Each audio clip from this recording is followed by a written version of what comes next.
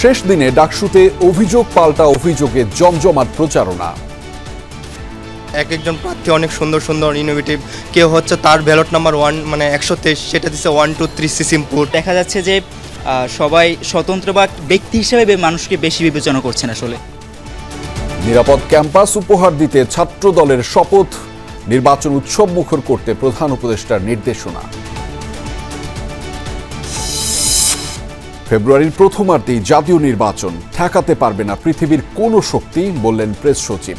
এবারের ভোট পুলিশের জন্য অগ্নি পরীক্ষা, মন্তব্য আইজিপির।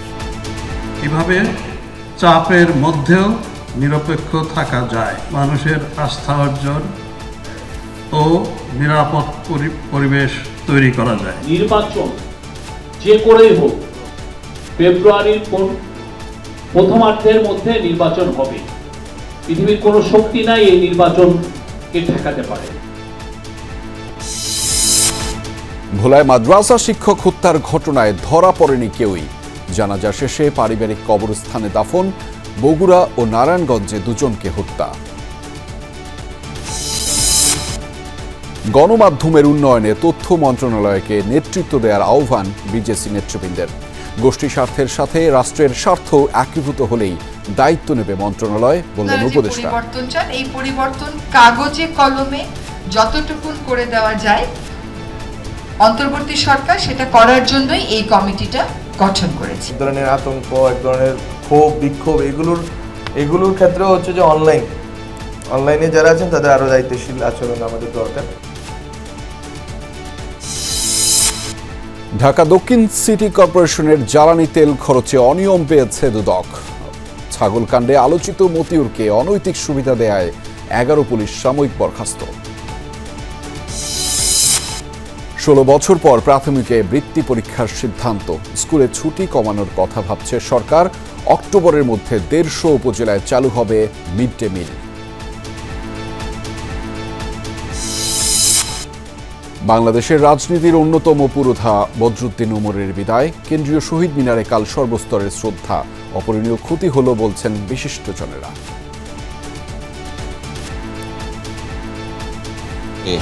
অবস্থা বেশি খারাপ হলে ওনাকে হাসপাতালে নিয়ে আসা হয় এবং এখন যারা আছেন পুরো পরিবারের পুরো গোষ্ঠীর, তো উনি আমাদের জন্য তো একটা বটগাছ।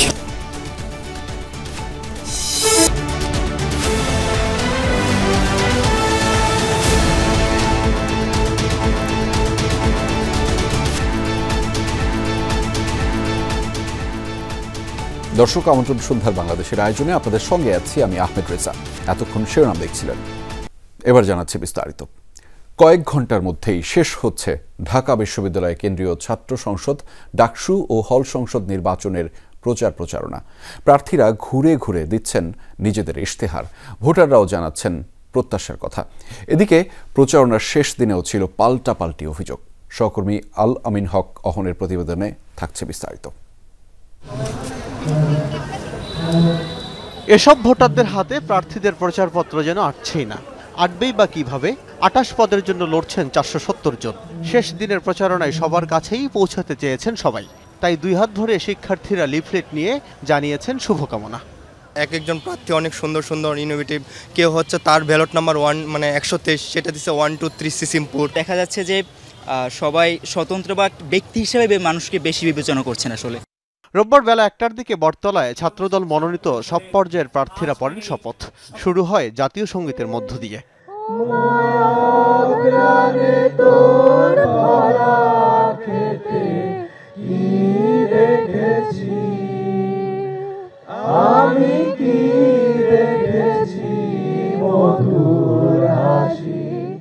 দেশের স্বাধীনতা ও সার্বভৌমত্বের প্রশ্নে কোনো আপোষ না করার শপথ নেন সবাই। এই প্রতিটি শপথ বাস্তবায়িত হবে। রাষ্ট্রের প্রয়োজনে আবারও রাজপথে নামার শপথ বাক্য পাঠ করেন সব প্রার্থী। আসুন আমরা সবাই নিজ নিজ পছন্দের প্রার্থীকে ও প্যানেলকে ভোট দেই। আমরা সবাই মিলে কাঁধে কাঁধ মিলিয়ে গণ অভ্যুত্থানের আকাঙ্ক্ষাকে ধারণ করি গড়ে তুলি একটি সাম্য, মানবিক মর্যাদা ও শিক্ষার্থী বান্ধব ঢাকা বিশ্ববিদ্যালয়। থেমেছিলেন না অন্য প্রার্থীরাও। ছাত্র শিবির মনোনীত প্রার্থীরা ঘুরেছেন অনুষদ থেকে অনুষদ। অভিযোগ করেছেন একটি দলের নেতারা ফোন করে শিক্ষার্থীদের তাদের প্যানেলে ভোট দেওয়ার চাপ দিচ্ছেন। ব্যালটের মাধ্যমে এর জবাব দেওয়ার আহ্বান জানান তারা। আপনাদেরকে যারাই ফোন দেয়, যত ধরনের হুমকি দেয়, আপনারা নির্ভয়ে সেটা আমাদেরকে বলবেন এবং যারা এই ধরনের হুমকি দিচ্ছে তাদের বিরুদ্ধে আপনারা 9 তারিখ আপনাদের অবস্থান জারি রাখবেন। আর আমি বিশ্বাস করি ঢাকা বিশ্ববিদ্যালয়ের শিক্ষার্থীরা সবসময় সত্যের পক্ষে ছিল, সবসময় সততার পক্ষে ছিল। সার্বিক বিষয় নিয়ে মধুর ক্যান্টিনে সংবাদ সম্মেলন করে বাম সংগঠনের প্যানেল প্রতিরোধ পর্ষদ। দাবি করা হয় স্বাধীনতা বিরোধীরা একটি পদেও জিতবে না। ক্ষোভ জানানো হয় নির্বাচন কমিশনের প্রতিও। আমরা আহ্বান জানাতে চাই আমাদের অনাবাসিক ভাই বন্ধুদের প্রতি, আপনারা যাকে খুশি তাকে ভোট দিন, কিন্তু 9 তারিখ প্লিজ প্লিজ ভোট দিতে আসুন। আপনারা ভোট দিতে আসলে গোটা ইকুয়েশন বদলায় যাবে। এখানে যত সমীকরণ হচ্ছে এই সমীকরণগুলো কিচ্ছু দাঁড়াবে না। এখানে স্বাধীনতা বিরোধীরা একটা পোস্টেও জিতে আসতে পারবে না। এরপরেই সংবাদ সম্মেলন করে কমিশন। জানানো হয় প্রথমবারের মতো ডাকসুতে ব্রেইল পদ্ধতিতে ভোট দেওয়ার সুযোগ পাবে দৃষ্টি সমস্যায় আক্রান্ত 30 ভোটার। এই প্রথমবারের মতো এবং তার ব্যক্তিগত গোপনীয়তা রক্ষা করে ব্রেইল পদ্ধতিতে ভোট দিতে সক্ষম হবেন। জাল ভোট ঠেকাতে থাকবে কয়েক স্তরের যাচাই বাছাই। তাই কোনো গুজবে কান না দেওয়ার পরামর্শ কমিশনের। গুজব একটা মারাত্মক সামাজিক ব্যাধি।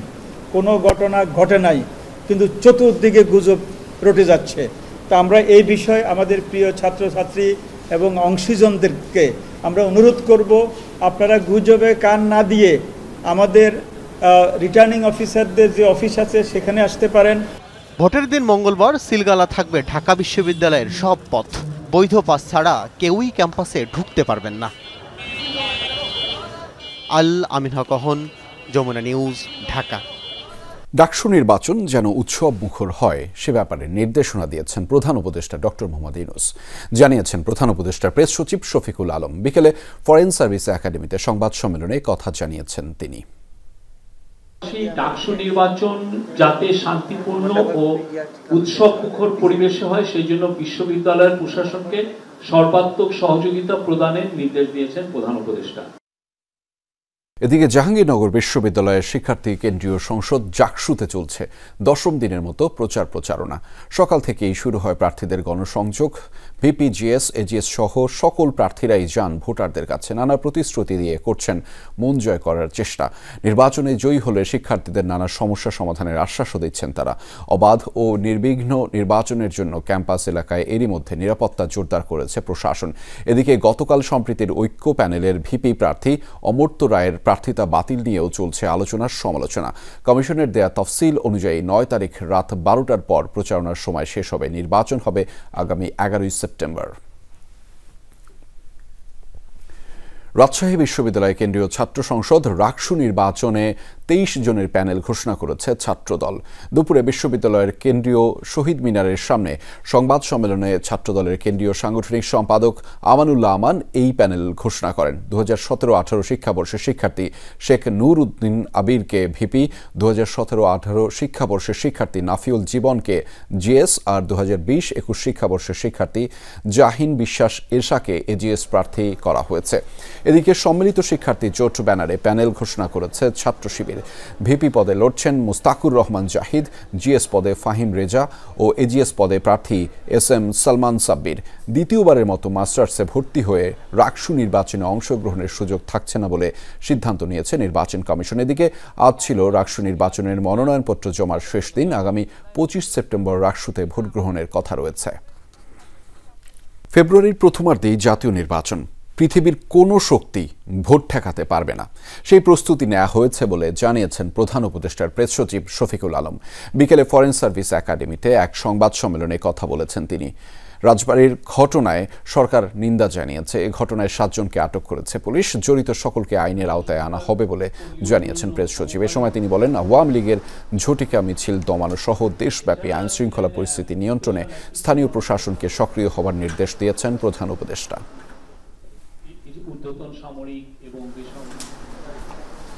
নির্বাচন যে করেই হোক ফেব্রুয়ারির প্রথমার্ধের মধ্যে নির্বাচন হবে।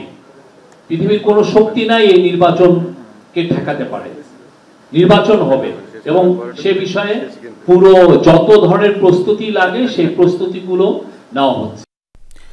রাজনৈতিক দল বা নেতাদের তেল না দিয়ে পুলিশকে জনগণের জন্য কাজ করার পরামর্শ দিয়েছেন স্বরাষ্ট্র উপদেষ্টা।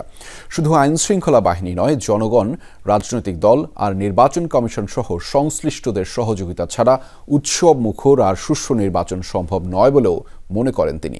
সকালে রাজারবাগে নির্বাচনী প্রশিক্ষণ কর্মসূচির উদ্বোধন অনুষ্ঠানে এসব কথা বলেন তিনি। যতই চাপ আসুক, নির্বাচনের আগে লটারির মাধ্যমেই পুলিশে বদলি ও পোস্টিং দেয়া হবে বলে আবারও জানিয়েছেন অবসরপ্রাপ্ত লেফটেন্যান্ট জেনারেল জাহাঙ্গীর আলম চৌধুরী।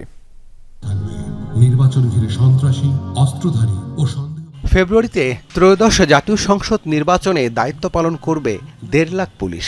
সর্বোচ্চ পেশাদারিত্বের সাথে দায়িত্ব পালনে বদ্ধপরিকর তারা। আর সেই দিক নির্দেশনা দিতেই এমন তথ্যচিত্র বাংলাদেশ পুলিশের। প্রস্তুতির অংশ হিসেবে রোববার পুলিশের নির্বাচনী প্রশিক্ষণ কর্মসূচির উদ্বোধন করা হয় রাজারবাগে। অনুষ্ঠানে প্রধান উপদেষ্টার বিশেষ সহকারী খোদা বক্স চৌধুরী পুলিশ সদস্যদের আচরণে পরিবর্তন আনার তাগিদ দেন। বলেন, জুলাই আগস্টের পর নতুনভাবে যে পুলিশ গড়ে উঠেছে তার চূড়ান্ত পরীক্ষা হবে আগামী জাতীয় নির্বাচনে। আর চাপের মধ্যে নিরপেক্ষভাবে দায়িত্ব পালনের নির্দেশ দেন আইজিপি। এই প্রশিক্ষণের মধ্য দিয়ে আমরা জানব কিভাবে চাপের মধ্যেও নিরপেক্ষ থাকা যায়, কিভাবে সংঘাতের পরিবর্তে সমাধানকে অগ্রাধিকার দেওয়া যায়, কিভাবে মানুষের আস্থা অর্জন ও নিরাপদ পরিবেশ তৈরি করা যায়। জুলাই আগস্টের পর আমরা যে নতুন প্রেক্ষিতে এই সংগঠনটাকে আমাদের দেশের মানুষের কাছে উপস্থাপন করতে যাচ্ছি, তার চূড়ান্ত পরীক্ষা হবে নির্বাচন, ফেব্রুয়ারির নির্বাচন। বিগত 3টি নির্বাচন মাথা থেকে ঝেড়ে ফেলে জাতিকে একটি সুন্দর, সুষ্ঠু ও নিরপেক্ষ নির্বাচন উপহার দিতে পুলিশ সদস্যদের আহ্বান জানান স্বরাষ্ট্র উপদেষ্টা। এই আপনাদের আমি বলছি যে আপনারা কিন্তু রাজনৈতিক দলের থেকে একটু দূরে থাকবেন। আমি এর আগে বহুবার আপনাদের বলছি, আপনারা এখন যদি তেল দেওয়া শুরু করে দেন, আপনাদের কিন্তু নির্বাচনের পর আপনাকে তেল শেষ হয়ে যাবে। এখন যার কাছে যে তেলটা রিজার্ভ করে রাখছে সেই সময় কিন্তু তেল দিয়ে উঠে যাবে। এজন্য আপনারা কোনো দলের দিকে যাবেন না, আপনারা একেবারে জনগণের যে আশা আকাঙ্ক্ষা এটা পূরণ করার জন্য আপনারা চেষ্টা করবেন। স্বরাষ্ট্র উপদেষ্টা আরও বলেন, পলাতক ফ্যাসিস্টরা মাঝে মাঝেই দেশে অস্থিতিশীল পরিস্থিতি তৈরি করতে চায়, তাই বাহিনীকে সজাগ থাকতে হবে। জানানো হয় 6টি টুলস নিয়ে বাহিনীকে কয়েক ধাপে ট্রেনিং দেওয়া হবে। এতে থাকছে গুজব, অপপ্রচার ম্যানেজমেন্ট, বডি ক্যামেরা ও প্রযুক্তির ব্যবহার সহ বিভিন্ন বিষয়। এই প্রশিক্ষণ শেষ হবে 15 ডিসেম্বর। এই প্রশিক্ষণ কার্যক্রম আমাদের পুলিশ বাহিনীকে আরও সক্ষম, আরও আত্মবিশ্বাসী এবং আরও পেশাদার করে তুলবে। রাব্বি সিদ্দিকী, যমুনা নিউজ, ঢাকা।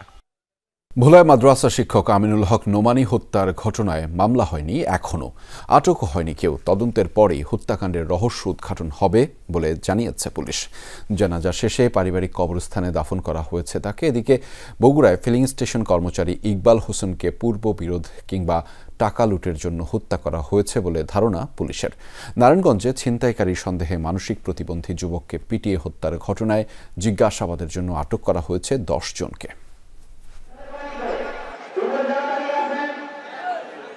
মাদ্রাসা শিক্ষক ও ইসলামী বক্তা আমিনুল হক নোমানীকে শেষ বিদায় জানাতে ভোলা সরকারি বালক উচ্চ বিদ্যালয় মাঠে জমায়েত হাজারো মানুষ।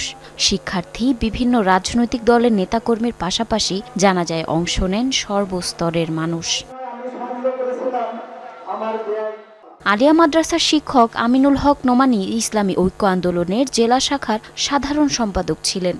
স্থানীয়ভাবে ইসলামী বক্তা হিসেবেও বেশ পরিচিতি ছিল তার। আমিনুল হক নোমানীর এমন মৃত্যু মেনে নিতে পারছে না কেউ। আমাদের একজন গার্জিয়ান হারাইয়া লাইছি। আমাদের এই মামায় আমাদের অর্ধ এলাকায় সব সময় ভালো চাইছে। তার আচরণে আমি কোনোদিন দেখি না কারোর সাথে খারাপ আচরণ এটা করতে, কিন্তু কেন যে কি কোথেকে কি হইলো আমরা এলাকাবাসী আজকে সবাই আমরা হতবাক। স্বজনরা জানান, শুক্রবার তার স্ত্রী সন্তানদের নিয়ে বাবার বাড়ি যাওয়ায় বাসায় একাই ছিলেন নোমানী। রাতে চিৎকার শুনে ছুটে আসেন প্রতিবেশীরা। ঘরের ভেতর রক্তাক্ত অবস্থায় দেখতে পান নোমানীকে। হাসপাতালে নেয়ার পথেই মারা যান তিনি। নোমানী হুজুরে চিৎকার দিতেছে, কি জানি হয়েছে হুজুরে। তো পরে আমি এটা শুনি, আমি ওই জায়গার থেকে যে অবস্থায় ছিলাম ওই অবস্থায় চলে আসছি। হুজুরে 1 মিনিট পরে জিব্বাটার একটু লাড়া দিছে, লাড়া দিয়া একদম শরীরটা শীতল হয়ে গেছে। কে বা কারা কী কারণে নোমানীকে হত্যা করেছে সে সম্পর্কে এখনও নিশ্চিত নয় পুলিশ। আমাদের একাধিক টিম কাজ করতেছে, ডিবি আমাদের সহযোগিতা করতেছে। আমরা তদন্ত সাপেক্ষে যারা দোষী তাদেরকে আমরা শনাক্ত করব। বগুড়া শহরের শতাব্দী ফিলিং স্টেশনের কাউন্টারের ভেতর থেকে হিসাব রক্ষক ইকবাল হোসেনের গলাকাটা মরদেহ উদ্ধার করা হয়। গতরাতে ফিলিং স্টেশনের দায়িত্বে ছিলেন ক্যাশিয়ার ইকবাল ও বিক্রয় সহকারী রতন। সকালে অন্যান্য কর্মচারীরা এসে ইকবালের মরদেহ দেখতে পান। একমাত্র উপার্জনক্ষম ব্যক্তিকে হারিয়ে দিশেহারা ইকবালের পরিবার। আমি আসে দেখি শুয়ে আছে, ভিতর থেকে দেখা যাচ্ছে না, পরে এখন ওই কাল্লা এক সাইডে আছে। আমি এখনই খবর পাই আসলাম যে পাম্পে নাকি কে যেন মার্ডার হয়েছে। আমি সেই খবর শুনে আসে দেখি যে আমারই সম্বন্ধে মারছে। পুলিশ জানায় ঘটনার পর থেকে লাপাত্তা বিক্রয় সহকারী রতন। এছাড়া হত্যাকাণ্ডের আগে পরিকল্পিতভাবে বন্ধ করে দেয়া হয় পাম্পের সিসিটিভি ক্যামেরা। প্রাথমিক ধারণা স্টেশনের টাকা লুট বা পূর্ব বিরোধ থেকেই হতে পারে এই হত্যাকাণ্ড। আপাতত দৃষ্টিতে মনে হয়েছে এটা কোনো পার্সোনাল ক্লাসকে কেন্দ্র করে, অথবা এখানকার ক্যাশিয়ার হিসেবে তিনি ছিলেন, যদি কোনো প্রকার টাকা পয়সা থেকে থাকে সেটা লুট করার উদ্দেশ্যে কেউ তাকে হত্যা করেছে। এদিকে ছিনতাইকারী সন্দেহে শনিবার রাতে নারায়ণগঞ্জের সিদ্ধিরগঞ্জে মানসিক প্রতিবন্ধী যুবককে পিটিয়ে হত্যা করা হয়েছে। এ ঘটনায় জিজ্ঞাসাবাদের জন্য 10 জনকে আটক করেছে পুলিশ। জারিন অর্নি, যমুনা নিউজ। সরকার গণমাধ্যমের বিবর্তন ও গণমানুষের গণমাধ্যম হিসেবে দেখতে চায় উল্লেখ করে বন ও পরিবেশ উপদেষ্টা সৈয়দা রিজওয়ানা হাসান বলেছেন, কাগজে কলমে যতটুকু সংস্কার করা সম্ভব ততটা এই সরকার করে যেতে চায়। ব্রডকাস্ট জার্নালিস্ট সেন্টার বিজেসি আয়োজিত মতবিনিময় সভায় এসব কথা বলেছেন তিনি। রাজধানীর একটি হোটেলে ব্রডকাস্ট জার্নালিস্ট সেন্টার বিজিসি আয়োজন করে গণমাধ্যম সংস্কার কমিশনের প্রতিবেদন পর্যালোচনা শীর্ষক মতবিনিময় সভা, যেখানে প্রতিবেদন পর্যালোচনার পাশাপাশি সাংবাদিকদের নিরাপত্তার বিষয়টি উঠে আসে। সরকার আপনাকে বড় জোর পলিসি দিতে পারে, কিন্তু ইমপ্লিমেন্টেশনটা পুরোপুরি মিডিয়ার হাতে। এখন বলেন যে এত টাকা আমি দিব, আয় আসবে কোত্থেকে? ডিটিএইচ গুলোকে আপনার আইন করে দিবে যে ডিটিএইচ গুলো আপনাদের যে সেলস আছে সেটার ডাটা তো ট্রান্সপারেন্ট, তারা জানে প্রতি হাউসে হাউসে কয়টা কানেকশন আছে, সেখান থেকে আপনাকে 30%, 40%, 50% রেভিনিউ শেয়ার করবে। আলোচনায় বিজিসির ট্রাস্টি ফাহিম আহমেদ বলেন, গণমাধ্যম সমাজের চতুর্থ স্তম্ভ, তবে এটি সঠিকভাবে প্রতিষ্ঠিত না হলে দেশ আগাবে না। বলেন, গণমাধ্যমের উন্নয়নে তথ্য মন্ত্রণালয়কেই নেতৃত্ব দিতে হবে। সরকারের উচিত এই যে গণমাধ্যম সংস্কার কমিশন যে প্রস্তাবনাগুলো দিয়েছে সেগুলোকে স্বীকৃতি দেয়া। তখনই মালিকরা মনে করবে যে এটা সরকার স্বীকৃতি দিয়েছে এই কমিশনকে। সরকার এটা নিয়ে একটা কথাও বলেনি এখন পর্যন্ত। সভায় গণমাধ্যমকে গুরুত্ব দেওয়ার জন্য আলাদা কমিশন গঠন করা হয়েছে বলে জানান বন ও পরিবেশ উপদেষ্টা সৈয়দা রিজওয়ানা হাসান। মব ভায়োলেন্স নিয়েও কথা বলেন উপদেষ্টা। এত বছর যাবৎ নিজেদের অবস্থান, নিজেদের অবস্থা, কর্মপদ্ধতি আপনারা একভাবে দেখে এসছেন। এখন আপনারা যে পরিবর্তন চান, এই পরিবর্তন কাগজে কলমে যতটুকুন করে দেওয়া যায় অন্তর্বর্তী সরকার সেটা করার জন্যই এই কমিটিটা গঠন করেছে। এবং মব জাস্টিস যখনই হচ্ছে আমরা তখনই শুধুমাত্র বিবৃতি দিচ্ছি না, মবের সাথে যারা জড়িত তাদেরকে গ্রেফতারও করছি, তাদেরকে আইনি প্রক্রিয়ার মুখোমুখিও করছি। এছাড়া সভায় ব্যারিস্টার সারা হোসেন সাংবাদিকদের নিরাপত্তা ও স্বাধীনতা রক্ষার বিষয়েও গুরুত্ব আরোপ করেন। কেন লেখা হচ্ছে না? অন্যান্য ধরনের ভয়ভীতির জন্য হয়তো আপনারা লিখছেন না। রেদওয়ান আহমেদ, যমুনা নিউজ, ঢাকা। সাংবাদিক সমাজ নিজ অধিকার আদায়ে সোচ্চার থাকলে কোনো সরকারই তাদের পেশার উপর হস্তক্ষেপ করতে পারবে না, এমন মন্তব্য করেছেন তথ্য উপদেষ্টা মাহফুজ আলম। তথ্য ভবনে আয়োজিত মতবিনিময় সভায় তিনি বলেন, মূলধারার গণমাধ্যমের লোগো অনুকরণে যেসব পেজ খোলা হচ্ছে তা সমাজে আস্থার সংকটের প্রতিফলন। শুধু গোষ্ঠীর স্বার্থ নয়, এর আগে রাষ্ট্রের স্বার্থ একীভূত হলেই দায়িত্ব নেবে তথ্য মন্ত্রণালয়। তথ্য ভবনে নির্বাচন ও এর আগে পরে গণমাধ্যমের ভূমিকা নিয়ে তথ্য উপদেষ্টার সাথে সাংবাদিকদের মতবিনিময় সভা। নির্বাচনে একটা ডিজাস্টার করার জন্য চেষ্টা করছে আওয়ামী লীগ, সেটা প্রিপারেশন দরকার। সাংবাদিকতা শুধুমাত্র সুনির্দিষ্ট একটা সময়ের জন্য না, সাংবাদিক একটা জীবন আছে, একটা democracy day by day develop করবে।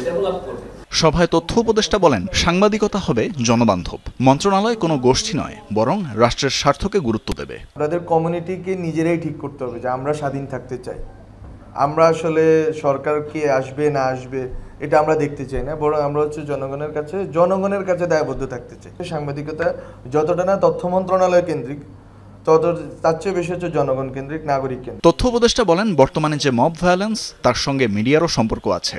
এ সময় অনলাইন সাংবাদিকদের দায়িত্বশীল হওয়ার আহ্বান জানান তিনি। মব ভায়োলেন্স কেন হচ্ছে? ওই যে মানুষের মধ্যে যে ট্র্যাপিডেশন, মানে এক ধরনের আতঙ্ক, এক ধরনের ক্ষোভ বিক্ষোভ, এগুলোর ক্ষেত্রেও হচ্ছে যে অনলাইনে যারা আছেন তাদের আরও দায়িত্বশীল আচরণ আমাদের দরকার। সোসাইটির ভিতরে আস্থার সংকট যেটা, এটার একটা প্রতিফলন যে আমাদের মেইনস্ট্রিম মিডিয়াগুলো আমাদের রিপোর্টটা ভালো মতো দিবে না, সুতরাং আমরা হচ্ছে যে একটু মজা করি মেইনস্ট্রিম মিডিয়ার সাথে। তথ্য উপদেষ্টা জানান, গণমাধ্যম নীতিমালা প্রণয়নের ক্ষেত্রে তথ্য মন্ত্রণালয়ের সাথে কোনো আলোচনা করেনি নির্বাচন কমিশন। যেই নীতিমালা প্রণয়ন করছে ওই নীতিমালা প্রণয়নের ক্ষেত্রে আমাদের মন্ত্রণালয়ের সাথে কোনো পরামর্শ করেনি। নির্বাচন পরবর্তী সহিংসতা এড়াতে গণমাধ্যমের ভূমিকার কথাও বলেন তথ্য উপদেষ্টা। তানভীর মৌসুম, যমুনা নিউজ, ঢাকা। দেশে নির্বাচনের আবহ চলছে, দ্রুতই দেশে ফিরবেন তারেক রহমান। এতে নির্বাচনের প্রচারের অর্ধেক কাজ হয়ে যাবে বলে মন্তব্য করেছেন বিএনপির স্থায়ী কমিটির সদস্য সালাউদ্দিন আহমেদ। বিকেলে রাজধানীতে এক আলোচনা সভায় তিনি এসব কথা বলেছেন। বিএনপির প্রতিষ্ঠা বার্ষিকী উপলক্ষে ডিপ্লোমা ইঞ্জিনিয়ার্স ইনস্টিটিউটে জাতীয়তাবাদী আয়কর আইনজীবী ফোরামের আলোচনা সভা। এতে বিএনপির স্থায়ী কমিটির সদস্য সালাউদ্দিন আহমেদ বলেন, নির্বাচনের পথে কাঁটা বিছিয়ে লাভ নেই, দ্রুতই দেশে ফিরবেন তারেক রহমান। 2026-এর ফেব্রুয়ারির প্রথমার্ধে রমজান শুরু হওয়ার সপ্তাহখানেক আগে অথবা তারও আগে বাংলাদেশে জাতীয় সংসদ নির্বাচন অনুষ্ঠান হবে। যারাই বিভিন্ন রকম বিভ্রান্তিমূলক বক্তব্যের মধ্য দিয়ে বিভ্রান্তি সৃষ্টি করার চেষ্টা করছে, তাদের সকলের উদ্দেশ্যে নসিহত হচ্ছে, আমরা এখন নির্বাচনে আবহের মধ্যে আছি। সারা দেশে নির্বাচনে আমেজ সৃষ্টি হয়েছে। অতি শিগগির আমাদের নেতা জনাব তারেক রহমান বাংলাদেশে প্রত্যাবর্তন করবেন। তিনি বলেন, গণপ্রতিনিধিত্ব আদেশ নিয়ে কিছু বিষয় অমূলক মনে হয়েছে। প্রতীক সংক্রান্ত নতুন প্রস্তাবে ছোট দলগুলো ক্ষতিগ্রস্ত হবে। 2 বা ততোধিক রাজনৈতিক দল যদি জোট করে নির্বাচনে, সেই সময় সেই দলের প্রতীক তাকে নিতে হবে বাধ্যতামূলকভাবে। তাহলে ক্ষুদ্র দলগুলো, ছোট ছোট দলগুলো জোট করবে কেন? তারা তো জোট করবে এটা বৃহৎ দলের সাথে জোট করে যাতে তারা জিততে পারে কয়েকটি আসনে। যদি তাকে তার মার্কা নিয়ে ইলেকশন করতে হয় তাহলে সেটা তারা জোট করতে চাইবে না। তো এটা তো আমাদের সাথে আলোচনা হয়নি কোনো পর্যায়ে। সালাউদ্দিন আহমেদ জানান, সাংবিধানিক সংস্কারের বিষয়ে যদি আলাপ আলোচনায় সম্মত হয় বিএনপি, তাহলে তা সংসদের মাধ্যমে বাস্তবায়ন করা হবে। এর বাইরে অন্য সংস্কারগুলো এখনই বাস্তবায়ন করা যায়। আমরা এখন কেন ধারাবাহিকতা পূর্ণ করতে যাব? কি উদ্দেশ্যে? অবশ্যই না। তো সুতরাং সবারই শুভবুদ্ধির উদয় হোক। হাসান মিসবা, যমুনা নিউজ, ঢাকা। চিরবিদায় নিলেন বাংলাদেশের রাজনীতির অন্যতম পুরোধা, তাত্ত্বিক ও জনবুদ্ধিজীবী বদরুদ্দিন উমর। 94 বছর বয়সী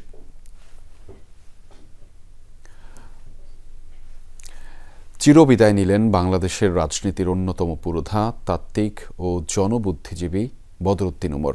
94 বছর বয়সে প্রবীণ এই মার্ক্সবাদী নেতা শেষ নিঃশ্বাস ত্যাগ করেন রাজধানীর একটি বেসরকারি হাসপাতালে। ইন্না লিল্লাহি ওয়া ইন্না ইলাইহি রাজিউন। তার মৃত্যুতে বুদ্ধিবৃত্তিক রাজনৈতিক চর্চা এবং মানুষের মুক্তির লড়াইয়ে অপূরণীয় ক্ষতি হয়েছে বলে জানান রাজনীতিবিদ, লেখক ও গবেষকরা। শোক জানিয়েছেন প্রধান উপদেষ্টা ডক্টর মোহাম্মদ ইউনূস, বিএনপির ভারপ্রাপ্ত চেয়ারম্যান তারেক রহমান সহ রাজনৈতিক নেতারা। বদরুদ্দিন উমর ছিলেন বাংলাদেশের বামপন্থী রাজনীতির মহিরুহ। এক জীবনে শিক্ষকতা, গবেষণা, লেখালেখি থেকে রাজনীতির মাঠ, সব ক্ষেত্রেই ছিল মার্ক্সবাদী এই তাত্ত্বিকের সদম্ভ বিচরণ। আর এই যাত্রায় কখনো ক্ষমতার সাথে আপোষ করেননি, ফিরিয়ে দিয়েছেন স্বাধীনতা সহ বেশ কয়েকটি জাতীয় পুরস্কার। আজন্ম কথা বলেছেন কৃষক শ্রমিকের পক্ষে। মানুষ যে আধ পেটা খেয়ে আছে, একদিন খেয়ে আছে, বা যা খাচ্ছে তার মধ্যে পুষ্টি বলে কিছু নাই। প্রতিবাদী এই বামপন্থী রাজনীতিবিদ 94 বছর বয়সে শেষ নিঃশ্বাস ত্যাগ করেন রবিবার সকাল 10:05। স্বজন ও রাজনৈতিক সহকর্মীরা জানান, 1 মাস ধরেই অসুস্থ ছিলেন তিনি। গতকালকে রাতে থেকে ওনার অবস্থা একটু করে খারাপ হয়েছে এবং ভোরে অবস্থা বেশি খারাপ হলে ওনাকে হাসপাতালে নিয়ে আসা হয় এবং তারপর চিকিৎসকগণ ওনাকে মৃত ঘোষণা করেন। উনি আমাদের সবচেয়ে বয়স্ক লোক ছিলেন। আমাদের পরিবারে এখন যারা আছেন পুরো পরিবারের পুরো তো উনি আমাদের জন্য তো একটা বটগাছ ছিলেন, সেই বটগাছ চলে গেল। বদরুদ্দিন উমরের প্রয়াণে হাসপাতালে ও মিরপুরের রূপনগরের বাসায় ভিড় করেন রাজনৈতিক সহকর্মী, লেখক, গবেষক ও স্বজনরা। বলেন তার রাজনীতি ও বুদ্ধিবৃত্তিক চর্চায় উদ্বুদ্ধ হয়েছে কত শত তরুণ, সেই শূন্যতা পোড়াবে দেশকে। সাহসের সাথে সত্য বলার লোকের অভাব হয়ে গেল, আর কাউকে সেরকম দেখা যায় না। এই অঞ্চলের কৃষক শ্রমিকের সংগ্রাম এগুলোর সঙ্গে শুধু ছিলেন না, তিনি এগুলোর ইতিহাস রচনা করেছেন।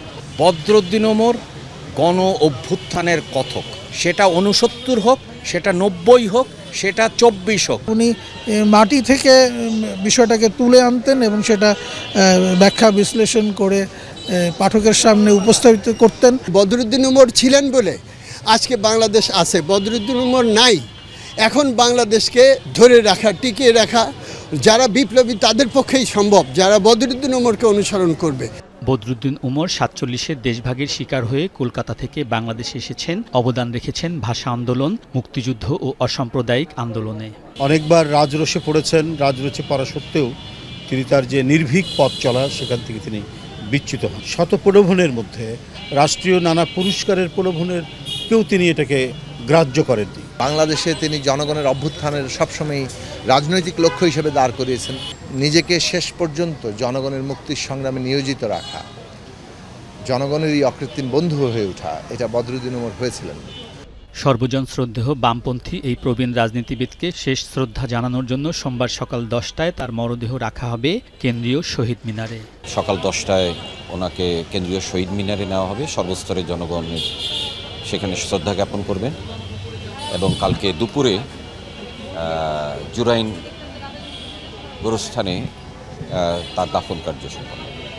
3 সন্তানের জনক বদরুদ্দিন উমর শেষ শয্যায় শায়িত হবেন রাজধানীর জুরাইন কবরস্থানে বাবা মায়ের পাশে। আলমগীর স্বপন, যমুনা নিউজ, ঢাকা। আন্তর্জাতিক অপরাধ ট্রাইব্যুনালে শেখ হাসিনার বিরুদ্ধে মানবতাবিরোধী অপরাধ মামলার দ্বিতীয় সাক্ষী বদরুদ্দিন উমরের তদন্ত সংস্থার কাছে দেয়া জবানবন্দি ট্রাইব্যুনালের সাক্ষ্য হিসেবে দাখিল হবে কিনা এ বিষয়ে সিদ্ধান্ত নেবেন চিফ প্রসিকিউটর, জানিয়েছেন প্রসিকিউশন। এদিন ট্রাইব্যুনাল 1-এ জুলাই অভ্যুত্থানে চানখারপুলে 6 জন হত্যা মামলার সাক্ষ্য গ্রহণ হয়। সাক্ষ্য দেন শহীদ আনাসের মা সানজিদা খান দীপ্তি। বলেন, ছেলের গুলি লাগার খবর পেয়ে হাসপাতালে ছুটে যান তিনি। দেখেন রক্তাক্ত নিথর দেহ পড়ে আছে স্ট্রেচারে। এ অবস্থায় রিকশায় মরদেহ বাসায় নেওয়া হয়, পরে গোসল ছাড়াই হয় দাফন। একই দিন ট্রাইব্যুনাল 2-এ হয় জুলাই অভ্যুত্থানের প্রথম শহীদ আবু সাইদ হত্যা মামলার সাক্ষ্য গ্রহণ। সাক্ষ্য ও জেরা আবু সাইদ হত্যার ঘটনা ও সেই দিনের বিস্তারিত তুলে ধরেন সাক্ষীরা। এছাড়া ফার্মগেটে শহীদ নাফিজ হত্যার তদন্ত শেষ পর্যায়ে বলে ট্রাইব্যুনালকে জানিয়েছে প্রসিকিউশন। সেই সাথে চট্টগ্রামের ওয়াসিম হত্যা মামলায় ফজলে করিম চৌধুরী সহ 15 আসামির বিরুদ্ধে 12 অক্টোবরের মধ্যে তদন্ত শেষ করার নির্দেশ দিয়েছেন ট্রাইব্যুনাল। ইনভেস্টিগেশন অফিসারের কাছে সাক্ষ্য প্রদানের পরে ট্রায়াল স্টেজে যদি উনি মারা যান, এটা যদি ট্রাইব্যুনাল নিশ্চিত হন যে উনি মারা গেছেন, তখন প্রসিকিউশনের আবেদনের প্রেক্ষিতে এই আয়োর কাছে দেয়া জবানবন্দি ট্রাইব্যুনাল সাক্ষ্য হিসেবে গ্রহণ করতে পারেন, এরকম সুযোগ এই আইনে আছে। কিন্তু প্রসিকিউশন এখনও সিদ্ধান্ত নেয়নি যে আদৌ ওনার সাক্ষ্য এইভাবে ট্রাইব্যুনালে উপস্থাপন করবেন কিনা। এটা সময় বলে দিবে, এটা অনারেবল বিজ্ঞ চিফ প্রসিকিউটর সিদ্ধান্ত নেবে। প্রাথমিক পর্যায়ে 150টি উপজেলার সরকারি প্রাথমিক বিদ্যালয়ে সেপ্টেম্বরের শেষ বা অক্টোবরের শুরুতে মিড ডে মিল চালু করতে যাচ্ছে সরকার, এমনটাই জানিয়েছেন প্রাথমিক ও গণশিক্ষা উপদেষ্টা অধ্যাপক ডাক্তার বিধান রঞ্জন রায় পোদ্দার। সচিবালয়ে আন্তর্জাতিক সাক্ষরতা দিবস উপলক্ষে সংবাদ সম্মেলনে তিনি বলেন, 16 বছর পর প্রাথমিকে বৃত্তি পরীক্ষার সিদ্ধান্ত নেওয়া হয়েছে। বৃত্তির মাধ্যমে শিক্ষার্থীদের সহায়তা করা হবে। এ সময় তিনি জানিয়েছেন, প্রাথমিক বিদ্যালয়ের ছুটি কমানোর কথা ভাবছে মন্ত্রণালয়। তিনি জানান, শিক্ষা বহির্ভূত অনেক কাজে শিক্ষকদের ব্যস্ত রাখার কারণে গোটা শিক্ষা ব্যবস্থায় নেতিবাচক প্রভাব পড়েছে। প্রধান শিক্ষক হিসেবে পদোন্নতি পাওয়ার জন্য 32,000 শিক্ষক অপেক্ষমান আছে বলেও জানিয়েছেন প্রাথমিক ও গণশিক্ষা উপদেষ্টা। তিনি জানান, মামলার জন্য অনেক শিক্ষকের পদোন্নতি নেওয়া যাচ্ছে না। মিড ডে মিল 150টা উপজেলায় শিগগিরই চালু হয়ে যাচ্ছে। আর যে প্রক্রিয়াগুলো, ওই যে আমাদের প্রকিউরমেন্টের ক্ষেত্রে প্রক্রিয়া, এইটার ক্ষেত্রে বিষয় ট্রেনিং এর প্রসঙ্গগুলো, এইগুলো এখন চালু আছে। ফলে আমি আশা করি আমরা পারবো এটা করতে।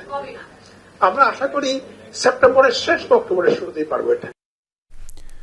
ঢাকা দক্ষিণ সিটি কর্পোরেশনে ৫ কোটি টাকার জ্বালানি তেল খরচে অনিয়মের প্রাথমিক সত্যতা পেয়েছে দুদক। গত মে জুন মাসে ৪০ দিন নগর ভবনের কার্যক্রম বন্ধ থাকলেও এমন খরচের বিষয়ে সদুত্তর দিতে পারেনি পরিবহন বিভাগ। তদন্তকারীরা জানিয়েছেন ড্রাইভার থেকে ঊর্ধ্বতন কর্মকর্তা পর্যন্ত দুর্নীতিতে জড়িত। গত মে ও জুন মাসে ৪০ দিন বন্ধ ছিল ঢাকা দক্ষিণ সিটি কর্পোরেশনের কার্যক্রম। ওই সময় বিএনপি নেতা ইশরাক হোসেনকে মেয়রের দায়িত্ব বুঝিয়ে দেওয়ার দাবিতে আন্দোলন চলছিল। দুদকে আসা অভিযোগে বলা হয়, তখন অনেক কর্মকর্তা অফিসে না থাকলেও তাদের জন্য বরাদ্দ করা গাড়ির বিপরীতে প্রতিদিন ১৪ থেকে ১৫ লিটার তেল খরচ দেখানো হয়েছে। প্রতি মাসের মতো তখনও জ্বালানি খাতে খরচ দেখানো হয়েছে প্রায় ৫ কোটি টাকা। দুর্নীতির অভিযোগে রোববার দুদকের পক্ষ থেকে অভিযান চালানো হয় নগর ভবনে। নথিপত্র জব্দ আর ড্রাইভারদের জিজ্ঞাসাবাদে মেলে জ্বালানি বিলে অনিয়মের প্রাথমিক সত্যতা। বিলটা যখন প্রাথমিকভাবে জমা দেওয়া হয়, সাবমিট করা হয়, তখন পরিবহন কর্মকর্তারা সেটা অনুমোদন করেন। এইভাবে হচ্ছে মানে স্তর বাই স্তর অথবা যেটা বলেন উপর পর্যন্ত সেটা নোটশিট পর্যন্ত অনুমোদন হয়ে দেন হচ্ছে বিলটা পাস হয়। তো প্রাথমিকভাবে মনে হচ্ছে যে এখানে ড্রাইভার থেকে শুরু করে উপরে ঊর্ধ্বতন যারা এখানে রয়েছেন সংশ্লিষ্ট কর্মকর্তা সবারই একটা যোগসাজশ রয়েছে বলে প্রাথমিক প্রথমে মনে হয়। অভিযানকালে পরিবহন শাখার মহাব্যবস্থাপককে পাওয়া যায়নি। তবে সহকারী ব্যবস্থাপক জানান, গড় মিলের কারণ জানাতে পারবেন কেবল ঊর্ধ্বতন কর্তৃপক্ষ। দুদক আসছে আমাদের এখানে, নথিপত্র যাচাই করতেছেন, নথিপত্র যাচাইয়ের পরে এই বিষয়ে কমার্স করা হবে। আমরা তো দেখলাম যে প্রাথমিকভাবে চালকরা ভালো করে বলতে পারছিল না যে কেন সে গড় একটা বিল লিখেই গেছে, মানে এই এত লিটার তেল গড় লিখে গেছে প্রতিদিন 14 থেকে 16 লিটার। এটা আসলে আমাদের সংশ্লিষ্ট কর্মকর্তা যারা গাড়ি ইউজ করেন, স্যাররা আপনার জ্বালানি ইস্যু করেন, এটা স্যারদের বক্তব্যটা সবচেয়ে জরুরি আর কি। দুদকের টিম জানায়, জব্দ করা নথি বিশ্লেষণ করে কমিশনে প্রতিবেদন দাখিল করা হবে। এর ভিত্তিতেই নেওয়া হবে পরবর্তী পদক্ষেপ। 11 থেকে আপনি এখানে বাসায় দিলেন, বাসা থেকে এখানে আসছেন, কত হয় এটা কিলো? 16 লিটার আপনার 80 কিলো যায়, আপনার এখানে 10 কিলো হবে না। রাব্বি সিদ্দিকী, যমুনা নিউজ, ঢাকা। এনবিআরের সাবেক সদস্য ছাগলকাণ্ডে আলোচিত মতিউর রহমানকে কারাগার থেকে আদালতে আনা নেয়ার সময় অনৈতিক সুবিধা দেওয়ার অভিযোগে বাহিনীর 11 সদস্যকে সাময়িক বরখাস্ত করেছে কিশোরগঞ্জ জেলা পুলিশ। ঘটনা তদন্তে গঠিত 3 সদস্যের কমিটি ঘটনার সত্যতা পেয়েছে বলেও জানিয়েছে তদন্ত কর্মকর্তা। ঘটনা 12 আগস্ট। ঢাকার একটি আদালতে হাজিরা শেষে কিশোরগঞ্জ কারাগারে ফেরত নেওয়া হচ্ছিল ছাগলকাণ্ডে সমালোচিত মতিউর রহমানকে। এটি নরসিংদীর একটি রেস্টুরেন্ট। ভিডিও বলছে, বিকেলে 5টার খানিক পরে এখানে প্রবেশ করেন মতিউর, যেখানে আগে থেকে টি শার্ট পরিহিত এক ব্যক্তি তাঁর অপেক্ষায় ছিলেন। দুজনকে একই কক্ষে দিয়ে খাবার খেতে শুরু করেন পুলিশ সদস্যরা। ঘণ্টা খানেক পর একসঙ্গে বেরিয়ে আসেন দুজন। এ সময় বেশ ফুরফুরে মেজাজে দেখা যায় মতিউর রহমানকে। পুরো সময় হাত কড়াবিহীন ছিলেন এনবিআরের সাবেক এই কর্মকর্তা। সামাজিক যোগাযোগ মাধ্যমে এই ভিডিও ছড়িয়ে পড়লে ঘটনা তদন্তে 3 সদস্যের কমিটি করে কিশোরগঞ্জ জেলা পুলিশ। পুলিশ জানায়, আসামিকে আদালতে আনা নেয়ার পথে এমন আপ্যায়ন বিরতির কোনো সুযোগ নেই পুলিশ বিধিতে। এর প্রেক্ষিতে ঘটনার সত্যতা মেলায় ওই দিন দায়িত্ব পালন করা এক এসআই সহ 11 জনকে সাময়িক বহিষ্কার করা হয়। পুলিশ কর্তৃক কিছু মিসম্যানেজমেন্ট এবং অসদাচরণের ঘটনা ঘটেছে, সেটা তদন্তের জন্য পুলিশ সুপার মহোদয় একটি 3 সদস্য বিশিষ্ট কমিটি গঠন করে দেয়, যার রিপোর্ট আমরা গত 6/9/2025 তারিখে সাবমিট করেছি এবং সেই রিপোর্টের উপরে পুলিশ সুপার মহোদয় তাদেরকে সাময়িক বরখাস্ত করেছেন এবং তাদের বিরুদ্ধে বিভাগীয় ব্যবস্থা চলমান রয়েছে। এই ঘটনার সঙ্গে আর্থিক সংশ্লেষ কতখানি তা খতিয়ে দেখছে পুলিশ। রিয়াজ রায়হান, যমুনা নিউজ, ঢাকা। বাণিজ্য সুবিধা আদায়ে শক্ত অবস্থানে নেই বাংলাদেশ। সবচেয়ে বড় চ্যালেঞ্জ রপ্তানি পণ্যে বৈচিত্র্যের অভাব। এলডিসি গ্রাজুয়েশনের পর এই সংকট আরও বাড়বে। সকালে ট্রেড নেগোসিয়েশন নিয়ে ইউএনডিপির সেমিনারে সব আলোচনা উঠে আসে। বক্তারা বলেন, বিভিন্ন দেশের সাথে আলাদা এফটিএ করা গেলেই আগামীর বাণিজ্য সহজ হবে। ট্রেড নেগোসিয়েশন বা বাণিজ্যের দর কষাকষিতে বাংলাদেশের হাতে কখনোই ট্রাম্প কার্ড থাকে না। শ্রম অধিকার, গণতন্ত্র কিংবা মানবাধিকার প্রশ্নে বিতর্ক আছে আগে থেকেই। তৈরি পোশাক, চামড়া কিংবা ওষুধ ছাড়া এক্সপোর্ট বাস্কেটে খুব বড় পরিবর্তন আনা যায়নি। আছে ভূ রাজনৈতিক চ্যালেঞ্জও। ফলে পশ্চিমা বাজার নির্ভর রপ্তানি খাতে বরাবরই প্রেসক্রিপশন বা পরামর্শ শুনতে হয়েছে বিদেশিদের। রোববার জাতিসংঘের উন্নয়ন কর্মসূচি ইউএনডিপি আয়োজিত সেমিনারে উঠে আসে বাণিজ্যে দর কষাকষির নানা দিক। মূল উপস্থাপনায় অর্থনীতিবিদ ডক্টর আব্দুর রাজ্জাক বলেন, বাংলাদেশের পণ্য ও বাজার দুটোই সীমিত। এলডিসি গ্র্যাজুয়েশনের পর চ্যালেঞ্জ আরও বাড়বে। এলডিসি গ্র্যাজুয়েশন মানে এখন আর বাণিজ্য সুবিধা এমনিতে পাওয়া যাবে না, আদায় করতে হবে। সেই জন্য আগামীতে বিভিন্ন দেশের সাথে মুক্ত বাণিজ্য চুক্তি বা এফটিএ করতে হবে। কোনো চ্যালেঞ্জ দেখে ঘাবড়ে গেলে চলবে না। আগামীতে এসবই স্বাভাবিক বাণিজ্যের অংশ হবে। এ সময় বাংলাদেশে পেশাদার জনশক্তি সংকটের কথা তুলে ধরেন ব্রিটিশ হাই কমিশনার। ব্রেক্সিটের পর প্রাতিষ্ঠানিক দক্ষতা বাড়িয়ে অর্থনীতিকে সমুন্নত রেখেছে যুক্তরাজ্য। সে অভিজ্ঞতাই আমরা বাংলাদেশের পরিবর্তনে কাজে লাগাতে চাই। তবে এখানে পেশাদার ব্যক্তিরা সবসময় এক জায়গায় থাকেন না। দেখা গেল কোনো নির্দিষ্ট বিভাগে কয়েকজন কর্মকর্তার দক্ষতা বাড়াতে আমরা প্রশিক্ষণ দিয়েছি, কিন্তু পরে তারা অন্য বিভাগে বদলি হয়ে গেলেন। নীতি নির্ধারকরা অবশ্য যুক্তরাষ্ট্রের সাথে ট্যারিফ নিয়ে সাম্প্রতিক দর কষাকষির সাফল্যকে এগিয়ে রাখতে চান। বলছেন, গুটি কয়েক রপ্তানি পণ্য নিয়ে অনেক দাবি আদায় করা কঠিন। অন্য দেশের সাথে বাণিজ্য সমঝোতা বেশ কঠিন, কেননা আলোচনার টেবিলে আমরা খুব শক্ত অবস্থানে থাকি না। অনেক সময় রুলস অফ অরিজিন নিয়ে প্রশ্ন ওঠে, অথচ আমাদের বেশিরভাগ কাঁচামালই বিদেশ থেকে আমদানি করতে হয়। এসব ক্ষেত্রে বিদেশিরা সবসময় ছাড় দেন না। পরে ট্রেড নেগোসিয়েশন নিয়ে ইউএনডিপির কর্মশালায় অংশগ্রহণকারীদের সনদ প্রদান করা হয়। তৌহিদ হোসেন, যমুনা নিউজ, ঢাকা। ইউক্রেনের রাতভর মিসাইল হামলা চালিয়েছে রাশিয়া। ছোড়া হয় অন্তত 800 ড্রোন সহ অন্তত 13টি মিসাইল। রাজধানীর কিয়েভে হামলায় টার্গেট হয় প্রধান সরকারি বাসভবন। নবজাতক সহ নিহত হয়েছে কমপক্ষে 3 জন, গুরুতর আহত 18 জন। বোমার আঘাতে বিধ্বস্ত হয় বেশ কয়েকটি বহুতল আবাসিক ভবন। একের পর এক বিস্ফোরণের জেরে আগুন ধরে যায় অনেকগুলো স্থাপনায়। অগ্নিকাণ্ডের শিকার হয় এটিও। রোববার সকাল পর্যন্ত আগুন ও মোটা কালো ধোঁয়া দেখা যায় সেখানে। দেশটির বেশিরভাগ অঞ্চলে রাতভর সাইরেন বাজতে শোনা যায়। প্রেসিডেন্ট ভলোদিমির জেলেনস্কির জন্মস্থান ক্রিভি শহরেও হয়েছে হামলা। টার্গেট করা হয়েছে 3টি স্থাপনা। রাশিয়ার অভ্যন্তরে পাল্টা হামলা চালিয়েছে ইউক্রেনও। 69টি ড্রোন ভূপাতিত করার কথা জানিয়েছে মস্কো। দর্শক, এই ছিল সন্ধ্যার বাংলাদেশের আয়োজনে। এতক্ষণ সাথে থাকার জন্য আপনাদের সবাইকে ধন্যবাদ।